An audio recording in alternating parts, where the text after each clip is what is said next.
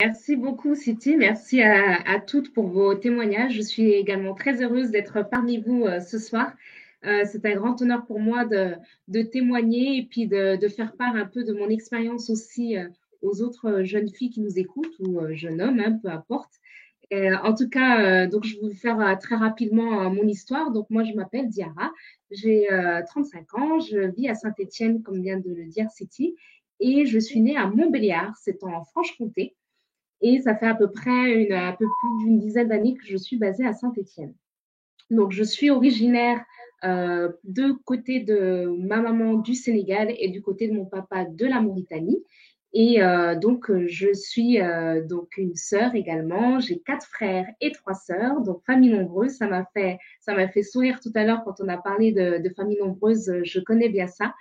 Et comme je l'ai dit, donc j'ai grandi à Montbéliard et on va dire dans un milieu, comme on appelle ça entre guillemets, populaire. J'ai grandi dans une ZUP et grosso modo, pour comprendre un peu mon histoire, eh ben, finalement, grâce à ce milieu où j'ai vécu, en fait, on m'a entre guillemets mis dans une case en disant, ben, Diara, tu es une fille qui vit dans une famille nombreuse, dans une ZUP.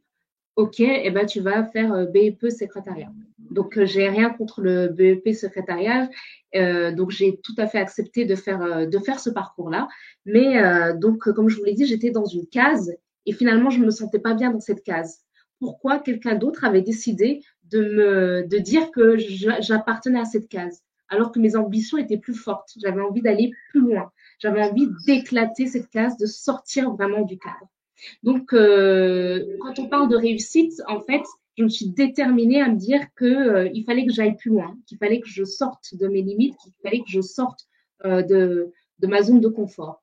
Donc, j'ai fait en sorte derrière d'aller plus loin dans les études et donc de basculer d'un BEP secrétariat à une première d'adaptation pour aller en baccalauréat général, ainsi de suite partir sur un DUT en GACO, donc c'était le gestion administrative et commerciale. Et donc je me suis dit, il faut aller encore plus loin parce que tu as envie de voir choses, tu as envie de goûter le monde, donc il faut aller plus loin. Donc pour goûter le monde, j'ai voulu aller sur une licence qui était spécifique et qui permettait de faire aussi un programme d'échange avec le Canada. Donc aussi un clin d'œil donc à Mariam qui nous écoute aussi. Donc moi j'étais à Montréal pour un an et donc j'ai voulu aller plus loin en marketing international et je me suis dit allez, on a pu encore franchir cette étape, on peut encore franchir d'autres étapes et j'ai continué en master en management de projet option développement durable et c'est là que j'ai atterri à Saint-Étienne où j'ai fait un master spécialisé en développement durable, en management de projet. Et du coup, j'ai travaillé pendant 10 ans en tant que chef de projet en éco-conception et économie circulaire. Et donc, comme je vous l'ai dit, il faut toujours aller plus loin, toujours viser la lune pour atterrir sur les étoiles. Et donc, je faisais de l'accompagnement des entreprises sur la partie éco-conception, économie circulaire et RSE. Et au bout de 10 ans, je me suis dit, il faut changer de cap, il faut changer. Dans une vie, on est capable de faire plusieurs choses. Donc, je me suis orientée sur les ressources humaines et l'accompagnement en ressources humaines des entreprises sur la partie recrutement, mais également dans le consulting de manière générale sur les ressources humaines. Et donc, ça fait quelques années que je fais ça maintenant chez Temporis Consulting. Et en fait, au fond de moi, il y avait encore quelque chose d'autre qui voulait naître, qui voulait jaillir. Et ce qui voulait jaillir, c'est une sorte d'étincelle. Je dirais que c'est une étincelle de l'engagement. J'avais envie de vraiment m'engager pour l'intérêt général, de servir le bien commun. Et j'ai découvert comme ça la Jeune Chambre économique. La Jeune Chambre économique, c'est une association de jeunes qui ont entre 18 et 40 ans. Et l'objectif, c'est d'agir. C'est tout simplement agir, faire des actions dans les territoires pour répondre aux problématiques. Ça peut être des problématiques très diverses, par exemple sur l'inclusion numérique, ça peut être sur le développement durable, ça peut être sur l'emploi.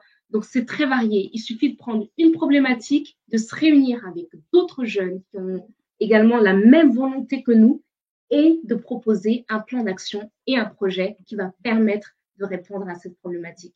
Et là, je suis complètement tombée amoureuse de ce mouvement parce qu'elle a simplement révélé tout mon potentiel. En fait, je n'avais pas conscience des capacités que j'avais. Et ce mouvement qu'est la Jeune Chambre économique a vraiment déployé mes ailes, m'a permis vraiment de sortir de ma zone de confort.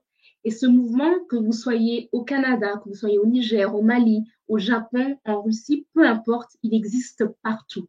Ça s'appelle la Jeune Chambre internationale. Donc, on a tous la capacité d'agir, on a tous la capacité d'apporter quelque chose à notre territoire. Donc, c'est vraiment agir local pour avoir un impact qui est tout à fait global.